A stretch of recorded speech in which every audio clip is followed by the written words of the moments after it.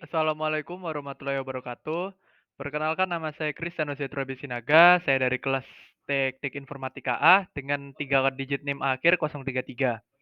Di sini saya akan menjelaskan tentang proyek penelitian dari referensi saya yaitu tentang berjudul Emotion Detection in Twitter Social Media Using Long Short Term Memory atau LSTM and Fast Text. Untuk pendahuluannya, jadi penilaian ini itu mengambil latar belakang tentang pendeteksi emosi yang cukup diperlukan saat ini untuk pengambilan suatu keputusan. Nah, yang dimaksud di sini itu sudah termasuk di bidang pendidikan, ulasan dari suatu produk, rekrutmen karyawan dalam pekerjaan, konseling, dan profil psikologis. Kegiatan berdeteksi emosi ini memiliki banyak sekali cara dan pendekatannya. Nah, cara yang relatif mudah untuk digunakan dan akan menjadi metode yang akan digunakan dalam penelitian ini yaitu menggunakan teks. Nah, sedangkan model untuk label dari emosi, Ekman adalah salah satu model yang cukup populer. Nah, Ekman ini memiliki 6 label emosi yang universal, yaitu ada enjoyment, anger, sadness, disgust, fear, and shock. Nah, untuk, teknik utama dalam penelitian ini ada 2, yaitu ada word embedding. Nah, word embedding ini adalah suatu proses yang dilakukan setelah adanya label dalam data yang akan diproses. Oleh karena itu, tahapan pre-processing sebelumnya itu harus dilakukan sebelum dilakukan proses word embedding ini. Nah, word embedding ini adalah suatu proses yang dilakukan untuk mengubah kata-kata menjadi suatu vektor numerik yang mengandung angka yang bertipe real. Hal ini dilakukan dengan memetakan kata-kata yang akan diubah berdasarkan kamus-kamus yang sudah ada. Dalam penelitian ini terdapat 3 metode word embedding yang akan digunakan, yaitu ada word to fact, lalu ada glove, dan fast text. Untuk word to fact dan fast text itu diimplementasikan dengan menggunakan bantuan dari library Gensim, sedangkan untuk glove diimplementasikan dengan menggunakan free train glove. Untuk setiap metode word embedding akan menggunakan 100 dimensi.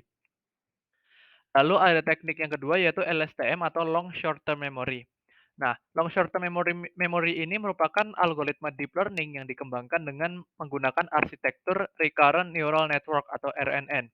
Karena RNN tersebut memiliki masalah dalam gradien yang menghilang, nah LSTM ini menjadi lebih unggul karena dapat mengatasi masalah gradien yang hilang tadi. Hal ini dilakukan LSTM dengan menggunakan sel memory dan unit gate yaitu forget gate, input gate, dan output gate. Nah, dengan gate-gate itu tadi membuat LSTM memiliki kemampuan untuk membaca, menyimpan, dan memperbaharui informasi dalam penelitian ini. LSTM ini diimplementasikan dengan menggunakan bantuan dari library keras. Struktur dari LSTM adalah sebagai berikut yang ditunjukkan di gambar. Nah, LSTM ini memiliki beberapa parameter untuk penggunaannya. Parameter tersebut seperti jumlah unit, fungsi aktivasi, optimasi, epoch, dan jumlah dropout. Nah, dalam penelitian ini jumlah unit yang akan digunakan adalah 50 unit, adalah 50 hingga 200 unit maksud saya. Lalu dropout-nya ada 20, 30, dan 50. Fungsi aktivasinya yang digunakan adalah aktivasi sigmoid. Terus adaptive moment estimation sebagai optimasi dan 50 epoch. Karena kelas yang digunakan dalam penelitian ini lebih dari 2 kelas, itu ada 6 kelas emosi tadi ya, seperti yang sudah saya jelaskan. Maka fungsi loss yang digunakan adalah kategorial cross entropy loss. Selanjutnya adalah teknik bantuan. Nah, teknik bantuan dalam penelitian ini ada 2, yaitu ada web scraping yang digunakan untuk mengumpulkan data dan confusion matrix yang akan digunakan untuk pengujian LSTM dengan masing-masing word embedding. Nah, web scraping ini sendiri merupakan sebuah proses yang digunakan untuk mengumpulkan teks-teks yang diperlukan dari dataset dan mengelompokkannya ke dalam beberapa label. Dalam konteks ini, peneliti mengumpulkan data yang diperlukan dari sosial media berupa Twitter dengan menggunakan teknik web scraping dari bahasa pemrograman Python dan library Selenium. Data yang dikumpulkan tidak secara acak, namun peneliti memilih hanya untuk mengambil data dari influencer sebagai data utama dan data-data dari yang dinilai trending dalam 1 minggu selama penelitian ini dilakukan sebagai data pendukung. Nah, influencer itu dianggap sebagai data utama karena seorang influencer itu pada umumnya membutuhkan sebuah proses yang namanya self disclosure. Yang self disclosure ini salah satunya adalah untuk mengekspresikan emosi dalam teks. Nah, dataset tersebut akan disimpan dalam file yang berformat .csv atau XLXS yang biasanya dapat dibuka dengan Microsoft Excel, yang mana dengan total data yang diambil adalah 1.304 data, dengan 250 diantaranya untuk label kebahagiaan, 200 untuk kesedihan, 200 untuk takut, 200 lainnya untuk jijik, 204 untuk kemarahan, dan 201 sisanya adalah untuk label kejutan atau untuk emosi shock. Lalu confusion matrix atau matriks kebingungan yang akan digunakan untuk pengujian dari desain arsitektur dengan word embedding. Confusion matrix ini akan memberikan hasil berupa nilai akurasi, presisi, recall, dan F1 score. Dalam penelitian ini, confusion matrix akan diimplementasikan dengan scalar matrix.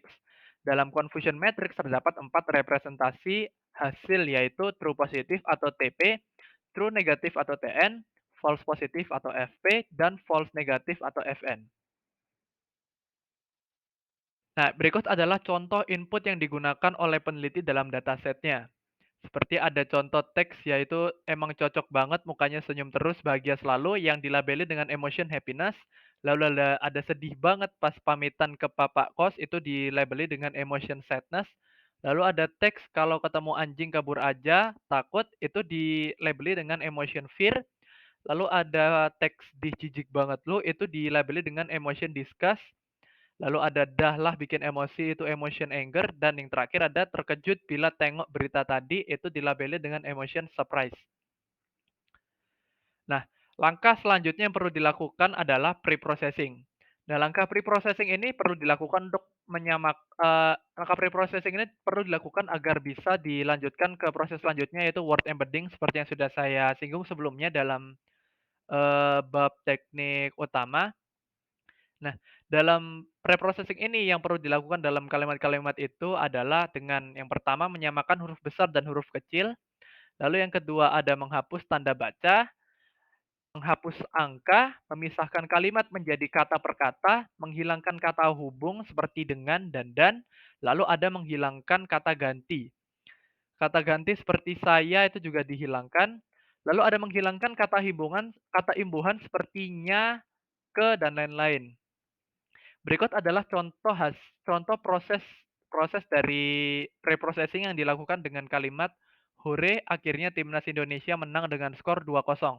Itu di pre-processing hingga menghasilkan kata-kata per kata yang paling bawah.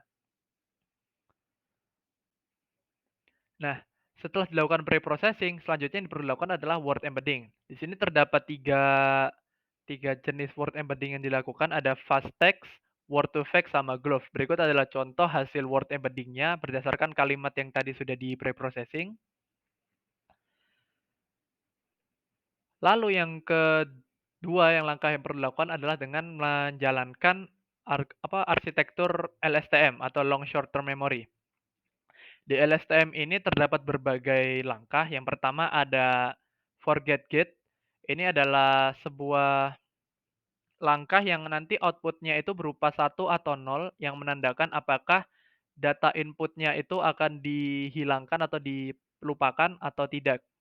Nah, forget gate ini dilakukan dengan operasi sebagai berikut, yaitu ada ft sama dengan alpha dalam kurung xt kali wf plus ht-1 kali uf plus bf.